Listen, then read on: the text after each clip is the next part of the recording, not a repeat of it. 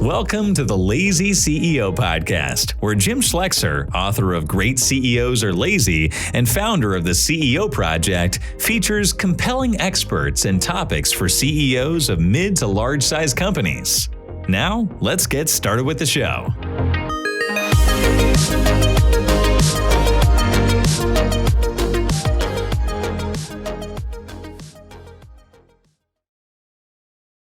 Welcome, everybody, to another Lazy CEO podcast. My name is Jim Schleckser. I am the founder of the CEO Project, and I am your host today. Well, today we got a fascinating guest. I think you all know that our CEO peer groups, we have a lot of entrepreneurs, and we love entrepreneurs. We also love professional executives. They both have something to bring to the party. But the stories you get out of entrepreneurs and the grit and determination that you find in that community is pretty profound. And we have with us today one of our members, Ryan Dahnert from Plymold, to tell us a little bit about what he has gone through in growing his company. Welcome, Ryan. Thanks, Jim. Appreciate you having me here. And like all stories, we hope that people take a few learnings and maybe they can look at their own situation and say, maybe it's not as impossible as we thought it was, by hearing what you went through. So why don't you start with just tell us what Plymold does. Tell us what the business is. Yeah, so Plymold is a manufacturer of furniture and fixtures, primarily for commercial food service. We have a few other markets that we support, but I can almost guarantee you sat in our furniture.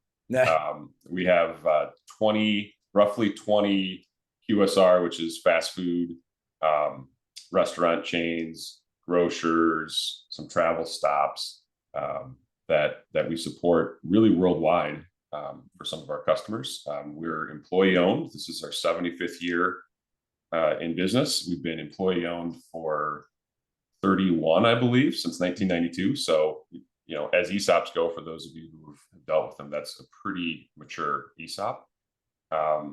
Yeah.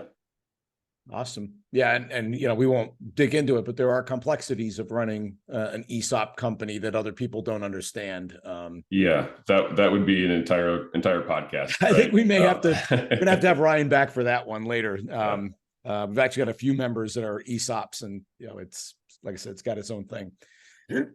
Well, I think we're going to kind of run a couple of themes here and, focus is one that we talk about a lot. I've stolen a phrase from somebody we work with that focus equals growth. And the less you do, the more likely you're really, really good at it. And you will grow faster. And, the path we go down is, well, I want to throw a lot of lines in the water and hope I catch something. But really, you're probably better to put one or two lines and really focus on.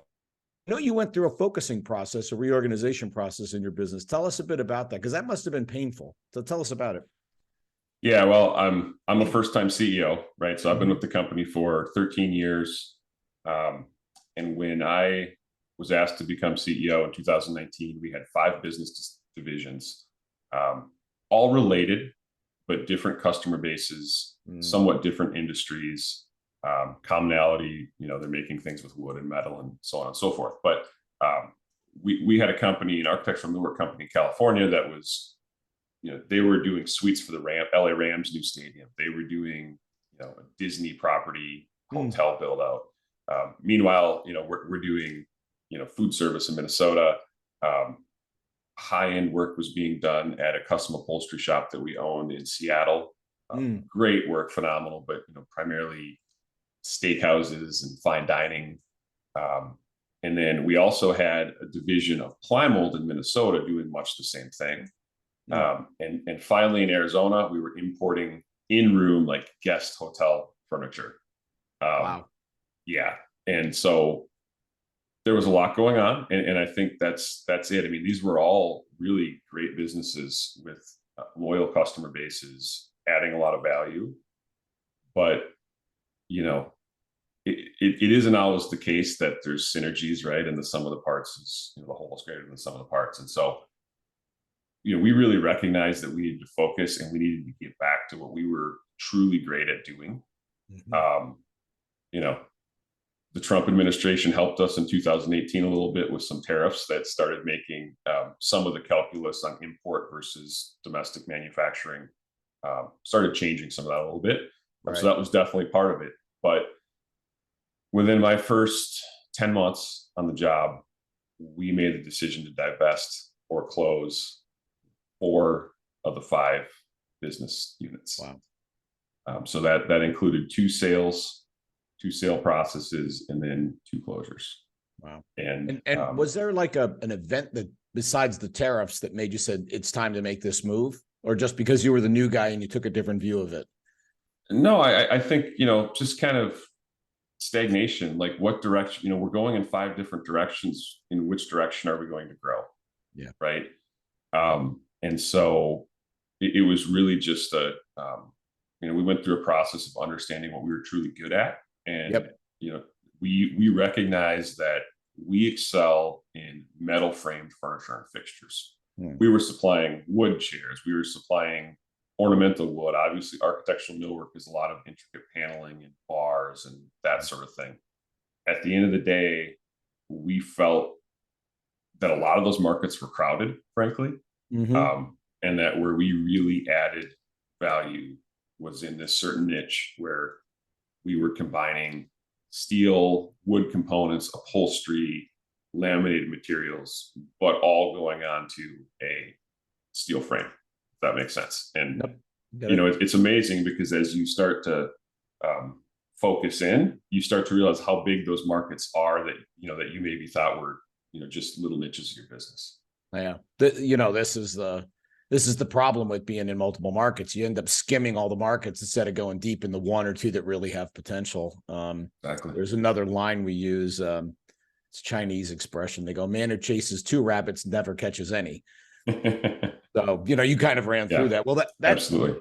That consolidation must have been difficult, but I think particularly from a negotiating point of view, and I don't know if some of the negotiating that you went through was there or in COVID, which obviously would have put stress on QSR industry, which is your primary client. So give us some of that's always a core skill, negotiating out of difficult situations that we have to exhibit as CEOs. So I know you have an event like that as well. Why don't you share it? Yeah, just from a timing standpoint. So all of this reorganization took place in 2019, from about April of 2019 to February 28th. Oh my gosh. Of 2020. So from a timing perspective, we went from 5 divisions that were all hospitality and restaurant related to 1. Okay. Right. We refinanced with a new financial partner on March 7th of 2020. Wow. And by March 15th, I was at a trade show and we were trying to figure out whether we could fist bump or bow or what the appropriate protocol was. And I got home from that trip and of course everything shut down. So, timing was, sometimes it's better to be lucky than good, right? And timing couldn't have worked out better. Going through COVID with 1 business that was, hospitality focused was challenging enough. I can't imagine if we would have had to do it with, these divisions in 3 different cities and different states and the whole thing. But yeah, when you move that quickly, you take 5 business divisions down to 1, you're going to break things, right? Yep. And so, one of the big significant issues in front of us was we had this building in Minnesota that was about 100,000 square feet that we no longer needed. It was producing certain wood products. It was producing custom upholstery for steakhouses and that sort of thing. So we had vacated it. We had a big lease. I think we had 7 years, 2027, so 7 or 8 years on a lease. And it was pretty difficult. I was told by somebody who had worked on it prior to me that it was impossible. That it would be impossible to get out of the lease, right? And I think every situation is different, and you just have to assess, what's going on in your situation. And for us, like, quite frankly, it was COVID. If we were a restaurant, food service focused company in April of 2020, and there was a lot of questions about how long this would last. PPP and some of those programs took a while to surface. We certainly were, freaking out ahead of that. Yep. And so, we use that as part of the conversation, but ultimately just laid out what the landlord, what their options were, right? Because we were a food service manufacturer that was not going to need the space, and that was pretty brutal. I mean, it was probably 6 to 8 weeks of back and forth negotiating that culminated with a kind of take it or leave it deal from their standpoint, and we were thrilled. I mean, we were able to exit the lease for under 10% of what the remaining obligation was. So it was wow. And you got to realize, there's pressure on both sides of the paper, right? Absolutely. You had the pressure of, I don't have the revenue and I don't need the space. They have the problem of, you're handing me back 100,000 square feet that I'm not going to be able to rent most likely. And now I'm going to be eating the mortgage for whatever period of time. So that is a tough negotiation, because it wasn't like it was easy for them to accept your answer. No. Right. No, I mean, and nobody was doing anything in April and May of 2020. So, good luck finding a tenant, at least in the short term. Right. Have they subsequently found somebody in that building? They have. I mean, and it took, within a year they had it reoccupied, and I think it subsequently sold. Nice. So COVID, that I get a little twitchy when I even say the word, but what, you were in, I own a couple of CrossFit gyms at that time. So trust me, I know what you were going through. Nobody came to the gym. Yeah. We ended up exercising outside, which helped, but still, and we had some very loyal clients, thankfully. But QSR got crushed. So nobody was building restaurants. Nobody was refurbing restaurants. I mean, how did you make it through? Why are you still here? Yeah, I mean, it was interesting. I mean, early days, of course, we were trying to figure out if we were essential or non-essential. We were working on some military bases at the time, which, quite honestly, that really helped us. We, as luck would have it, we had 3 separate military bases that we were supplying mess halls to at the same time. And so that made us, an essential company. So worked through some of those issues. Fortunately, we had a strong backlog coming in, but overnight it was like a flip switch, and it switch flipped, and 50% bookings, right? Yeah. And as far as the eye can see, right, what's going to happen here? So we made adjustments, right? And we had to look at our business and right size the business for the volume and what could be a pretty long haul. But a really interesting thing happened, and I think again, being lucky and fortunate that we had exited some of the upstream fine dining markets. What ended up happening with fast food is pretty quickly they started opening the drive-throughs. So the dining room where our furniture was still closed, but the drive-throughs were open. Right. A number of our customers actually had year-over-year comps that were higher with the closed dining room, right? Wow. I mean, you were stuck at home. What are you going to do? I'm going to go to Dairy Queen and get a Blizzard and a burger, and that's my highlight for the day, right? So, so pretty quickly, what actually started happening is franchisees identified it as a great time to remodel. They had a dining room closed. People were out of their way, and so by about Labor Day, so 4 or 5 months later, things really started to pick up where they were identifying that this was an opportunity. They likely had PPP funds, I'm assuming, right?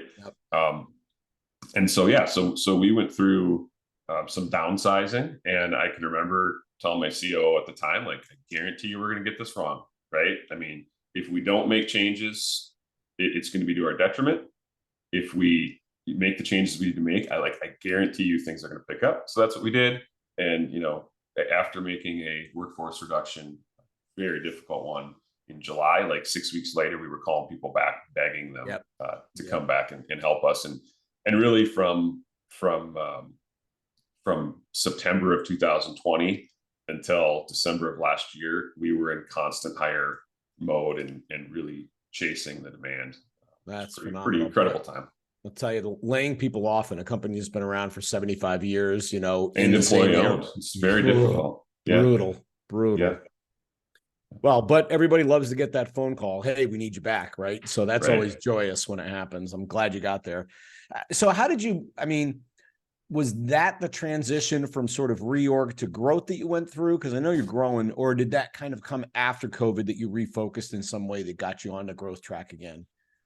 I think the refocusing happened pre-COVID, and COVID was, probably a 3-quarter pause, if you will. I mean, so we really, a couple of different things happened from a focus standpoint. Recognized fairly early on that we were going to, divest from some business units. But then when we got to the fall of 2019, actually, is when I joined the CEO project. And very insightful from the chairman of our company. He knew I was a first-time CEO, and he's like, "This is lonely, and you're going to need a support group." And so he had actually given me, he mentioned your name and some others. Some others, There's a cast of characters to consider. Yeah. And some are local, some are more national. For me, ultimately, a national group made a lot of sense at that time, because I was in the business, right? 80, 90 hours a week, leading the reorg. And it really became kind of like a quarterly retreat to kind of reset, fill everybody in on what we're doing. And just, it's delivered a tremendous amount of value. So it was actually at, I think, my first meeting that I had brought a decision blueprint about, the different markets and how I wanted to attack them. And the peer group was like, "Stop, you have 8 markets. You can't have 8 markets, right?" And so I think they wanted me to get to 3. We ultimately got to 5. But that was really what, not only did we focus on Plymold, but Plymold really needs to focus on where we have a lot of runway and we can deliver value. So the wheel started turning on that in 2019. We didn't really get to start working on it in earnest until the winter of 2020. Got it. Yeah. I mean, this is, I think, a couple of points there. For newer CEOs, a peer group's invaluable. And frankly, your chairperson is insightful, that I'm not necessarily the person that's going to give you what you need here. Because sometimes they think they are. They go, "I'm super smart and wizened, and I can give you this." And it just doesn't work like that. And I think also the directness of things you may not have wanted to hear. Yeah, it's unfiltered. Right. Absolutely. They put it right between your eyes, and you're like, "Dang, I'm going to have to deal with this now." And they're right. Now I've got, so I think that is what you get from a peer group, that it's hard. You can't get it from your team. You're probably not going to get it from your board, particularly in your environment. So they are part of the infrastructure of being a great CEO in our estimation. We're obviously biased, but yeah, I mean, there's definitely, there is support offered by the board, but it is a very, very different, it's fiduciary. It is a governance role. Are they an employee board, basically, or the outsiders? No, it's outsiders. Yeah. That's good. That helps. Absolutely. But they just can't know enough. I'm on a couple boards, and it's hard for them to know enough to be really as direct and useful as you'd like. It's not really their job, frankly, right? No. Absolutely. So in the middle of this transition, you had a tragedy in the business too. Yeah, we did. Tell us a little bit about that. Yeah, so I had a COO that was really my right-hand man, going through 2.5 years of reorg, and thousands of calls back and forth, right? Like the Friday afternoon commute call. He was based in our factory in southern Minnesota. I'm up in the Minneapolis metro area, and you kind of have that commute call home where you're just kind of doing a download. So we had grown very close, and he was a key to our success. And in just about 2 years ago this week, he was sick. I can't make it to a board meeting, and he was on a call with me the next day, and by that afternoon he had passed away unexpectedly at 42. Holy moly. Wow. Yeah. And very, very much the heart and soul of our manufacturing operation. I used to kid, because I've come up on the sales and marketing side, and he was my ops guy, and I used to just say, that's the black box, right? We put orders in, and furniture and fixtures come out, and you take care of it. And so it was very difficult, and just trying to understand how to handle that as a leader. It's very personal. tragedy, obviously, with somebody that young, it's very unexpected.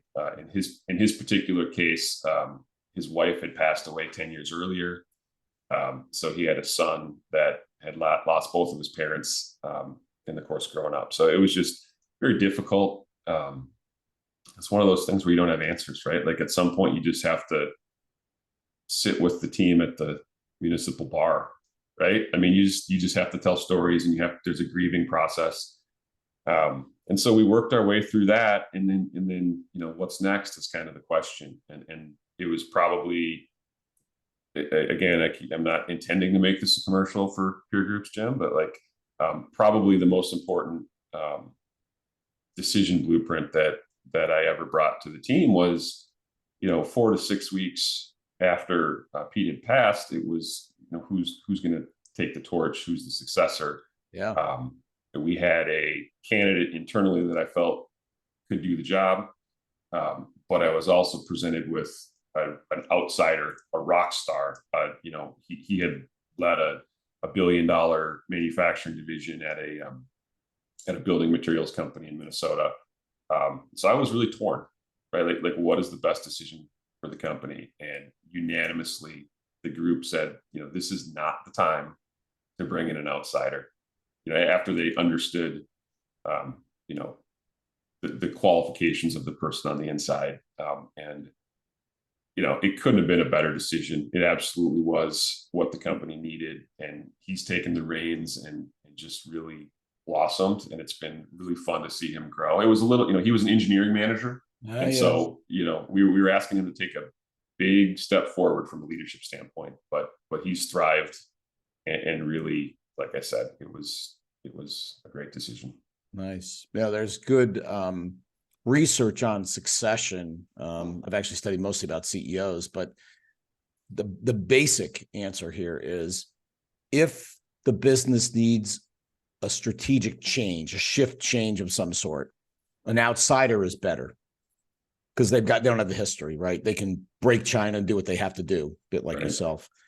If things are going the right direction and we just want, like we've got the model, we just need, then an insider is your better option. So with your situation, you're like, okay, we've got the model, it's working.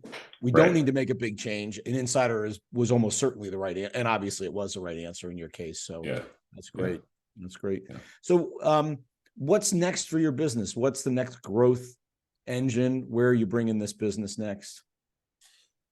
Yeah. We have a great base in the QSR restaurant industry, food service more broadly, but we are really focusing on business and industrial segments. There is a reshoring going on, right? In the United States, there's a lot of just growth and construction in some of those industrial markets, and our furniture. So our position is furniture and fixtures for demanding environments, right? Okay. We're not, and that's really that's part of the focus. A steakhouse is not a demanding environment, right? A high traffic fast food restaurant is a demanding environment, right? We sell onto oil rigs, correctional. We have partners that sell into corrections. So yeah, that's really our growth is really finding ways to make robust yet very aesthetically pleasing, and trying to accomplish the goals of a designer. Yep. And the goals of a facilities person, right? Mm-hmm. Those can be kind of competing interests. And for us, I do think the future is domestically made. There certainly is a place for import, and we do that in our business. We run several import programs for partners, but we're really focusing on how we can bring in advanced equipment and automation to be able to be as competitive as possible in the United States. That's great. Yeah, and I think you really are benefiting from that trend. I mean, COVID, I describe it as, long, skinny, fragile supply chains, without any buffer. And so the minute we get a perturbation to the system, like a global pandemic, that's a pretty big one, they just broke. And so people are now thinking about shorter, more robust supply chains that have some buffer in them that aren't going to break as readily, or a blended model that's got some long, skinny for cost reasons and some short, robust for continuity and other reasons. And I think exactly all of that. And that's a big part of our strategy. So if you were a restaurant chain one of the things that we can provide you is a blended model where we can import, say, chairs from Asia. Yep. And we can also design a tool to make it in the States, and we can run a blended model from the start, or, God forbid there be more supply chain disruptions. We have the capability to run that same piece here in the US. No, that's great. With maybe a little different cost profile though. For sure. Yeah. And that's your trend towards automation, to try to take your cost out to the best of your ability. Yeah. I mean, that calculus is changing a little bit too, though, right? Because money isn't free anymore. Yep. No, so, I noticed. Yes. What is the sticker price on a piece of furniture, and how does that compare to having a warehouse full of furniture sitting there, right? And I think those are questions that buyers are sorting through, and different customers have different needs, and we try and adapt to that. I hadn't really thought about that, but there is a real cost to having a few months of product, in the supply chain, on the water, or in the warehouse, or wherever it happens to be. And I'm paying exactly 6, 7, 8, 10, 12% interest rates on all of that. That may neutralize a bit of quick ship price, right? It definitely has to be accounted for. Yeah, that's great. Phenomenal. So let's just sort of end on this. You've been through some tough times, and persevered. What would be your 3 pieces of advice for a CEO facing tough times? And some of us are now. I mean, our market's a bit tough, and there's some markets that are very, very down, and people are struggling. So what would your 3 pieces of advice be for a leader in that situation, having been through it? Hopefully, hopefully having been through it. Let's hope there isn't more. Yeah. Well, and this has been the quietest year for me so far. I mean, to recap, we went through reorg, we went through COVID.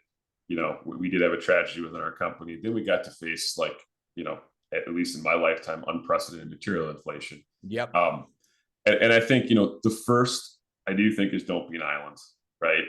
Have a support group that can be a formal peer group like the CEO Project. That can be informal, right? I mean, there's plenty of local groups, or at a minimum, just make sure that you have a friend group outside of work, right?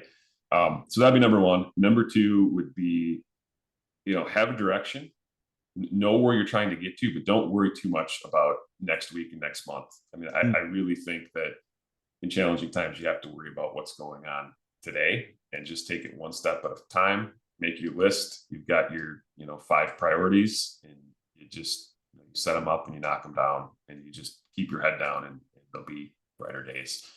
And the third one, you hear there's a lot, but cash is king, and just watch your cash. And I would say that is, whether it's, a recession or, sometimes growth. I mean, we didn't get into it, but one of the issues that we had prior to me becoming CEO was our division in California tripled in size in 5 years. Wow. And they were doing long-term construction projects where that cash cycle can be pretty long, right? So sometimes you can be a victim of your own success. Yep.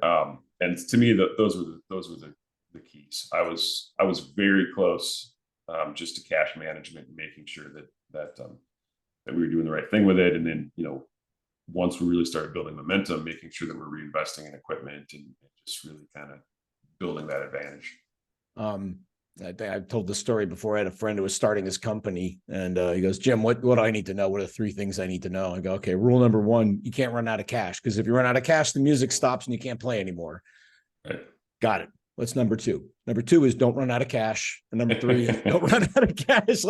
Frankly, nothing else matters. You can solve every other problem if you've got runway, which means you have cash. And that can happen in a downturn, or, to your point, a capital intensive upturn can equally stress a cash position. And I think the gap is that most people think about running their business on the P&L, and they don't think about running their business on the cash flow statement and forecast. And even a lot of CFOs don't get this if they've never been in the circumstance. I've got one firm we're working with. Their P&L has looked okay, but their cash flow statement looks like a train wreck, and it's causing a lot of stress in the business. And the conversion from P&L to cash flow has been painful, because even the CFO really didn't know how to do it. So good for you for being on top of that. It's fundamental, but a lot of people miss the trick, frankly. Yeah, I told the team early on, there's going to be GAAP financials and all this other stuff going on, but we're doing cigar box accounting here, right? Cash goes in, cash goes out, and over time that's changed certainly, but I still have definitely an eye at a high level on the cash, and that's probably it's sort of like you're good until you dip to a level, and then you have to flip to this model, right? And I love the cigar box accounting. I've got one firm, very big firm, and completely unsophisticated financials, right? They go, well, we know how much cash comes in every day because we see the checks, and we know how much cash goes out every day because we see the checks, and we know how much is in the bank account. We're good. Which is the definition of cigar box accounting. Well, and I think for me, whether it was scars of 2008 or lessons, I was in my mid to late 20s. Watched a company run out of cash. And then I went to United Rentals, and it was a really interesting time because they weren't renting any equipment, but all of our metrics and all our bonuses were being driven off of cash flow and selling equipment.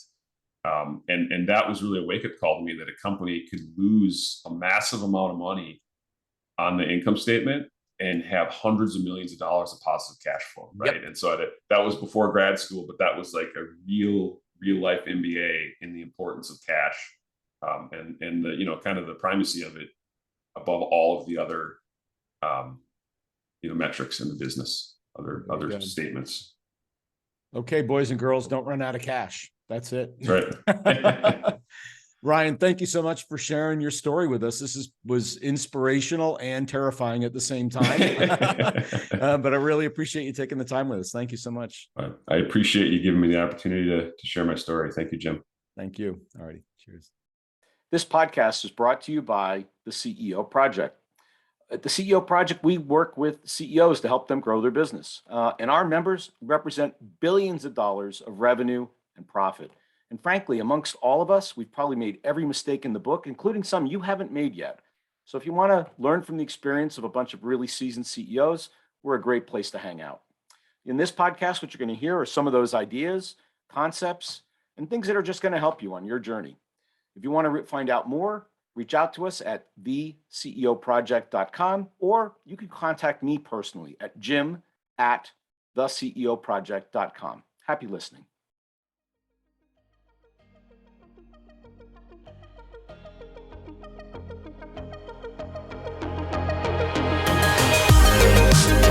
Thanks for listening to the Lazy CEO podcast. We'll see you next time, and be sure to click subscribe to get future episodes, and check out our website, www.theceoproject.com.